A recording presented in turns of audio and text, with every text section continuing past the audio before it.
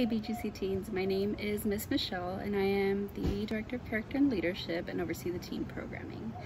One of the teen programs that we have is workforce development. So my goal is to show you guys a lot of the essentials of getting to the career that you want to end up in. Regardless of what career you want to be in or what field you want to work in, you're gonna need a resume. So to apply to a job, to apply to college, to literally get into any field that you want, you're gonna need a resume. So it's important to have a really good one. So while it's ideal to make a resume on your computer, I'm gonna show you how to sketch out a outline for a resume. So even if you don't have a computer, you can start working on your resume. So here I have a sketch of what a resume outline should look like. You'll need, for this video, you'll need a paper and pen to get started, and you'll need to copy this outline. So I'll go through the outline with you.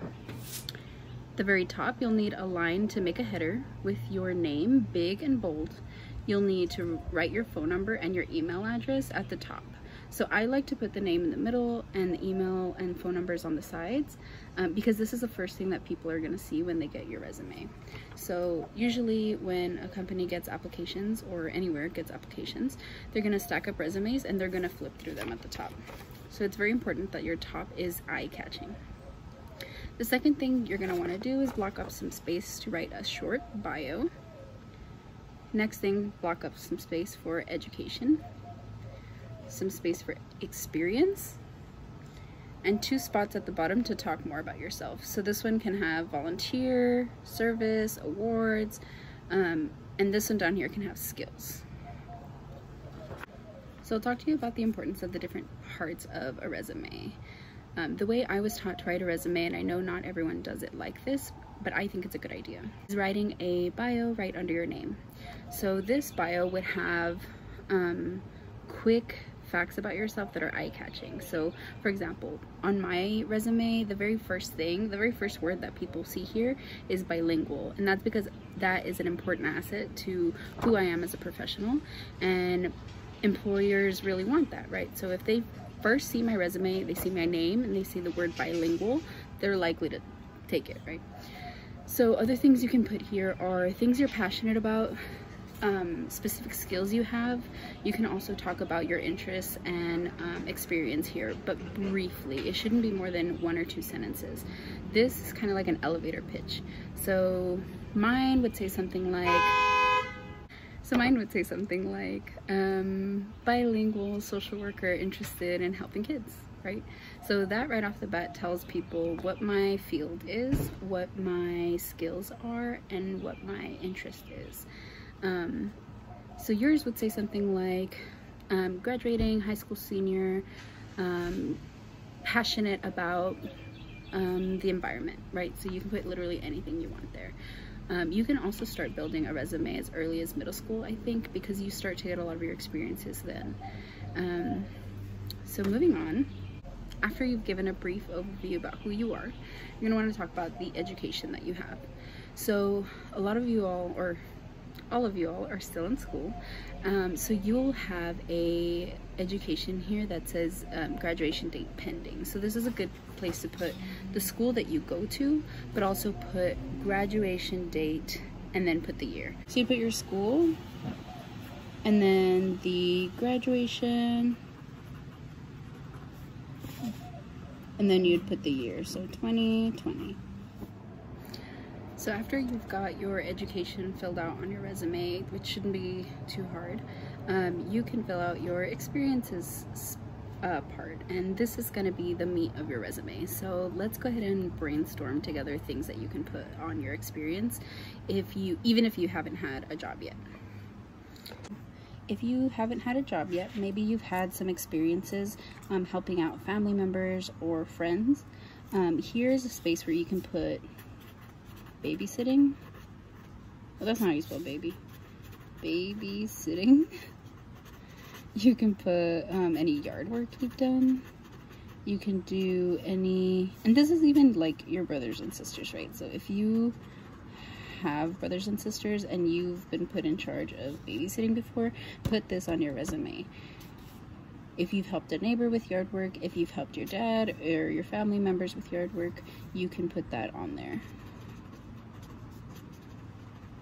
what are some other things that you guys have done? So maybe I remember being able to put different work that I've done in different programs. So I was like in yearbook, and I was able to talk about the different like digital skills I had. Digital, I don't know, editing. So here you're gonna put what you did and then the specific things you did under it. So under here I would put maybe like Photoshop, or talk to peers. Oh, peers. So here's where you'd put all the details of the different experiences that you've had. After you have completed the experiences section on your resume, brainstorming everything that you've done, all the experiences that you've had, all the different skills you've obtained, here in this section you would move on to the very end. So at the end of your resume you'd talk about any volunteer opportunities that you've done, or like service projects that you've done. So if you're in Keystone or Torch Club, I know that you have a ton of service to put on here. That's really important to show wherever that you are applying to that you are involved in your community, that you care, and that you're willing to give back. So you want to put any of those experiences here. At the very end, you can list any specific skills that you have. So a lot of people like to put that there's proficient in whatever programming online. So a lot of people say that they know how to use Excel, or that their typing speed is 65. Or you can also put, like, if you know Photoshop, if you know how to work a specific app, if you're savvy with a lot of the like social media platforms, you can put on here that you have those skills. So the bottom would look something like this. So skills, you can put that you know how to work Excel. You can put your typing. You can put that you can reiterate that you're bilingual. You can say that you know how to social media, maybe like operation, appear at volunteer service awards. You can even put that you were like honor roll, that shows that you're responsible. You can put here that you did a community cleanup. So here is kind of the rough draft of what a resume would look like. So after you've jotted down all of your ideas, you should have a draft of a resume that looks something like this. Again, it doesn't have to be perfect because you're going to type it up and you wouldn't submit a paper resume like this. But this is just to get your ideas going about what you would put on there.